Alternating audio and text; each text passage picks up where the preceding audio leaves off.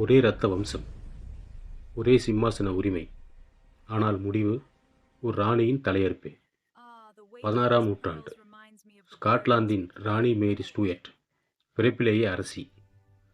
இங்கிலாந்தின் ராணி எலிசபெத், அரசியலில் புத்திசாலி, அதிகாரத்தில் உறுதி. மேரி இங்கிலாந்து சிம்மாசனத்திற்கும் உரிமை கொண்டவர். இதுவே பகைமையின் விதை. ஸ்காட்லாந்தில் கலகம், தோல்வி. மேரி இங்கிலாந்தில் தஞ்சம் நாடினார். ஆனால் தஞ்சம் சிறையானது. 19 ஆண்டுகள் கண்காணிப்பு. பாபிங்டன் சதி. எலிசபெத்தை அகற்றும் முயற்சியில் மேரியின் பெயர். ஆதாரம் போதியது, அரசியல் இரக்கமில்லை. 1587 மேரி ஸ்டூயர்ட் தூக்கிலிடப்பட்டார். வரலாற்றில் சிம்மாசனத்திற்கான உரிமை உயிரை விட விலகி இருந்தது.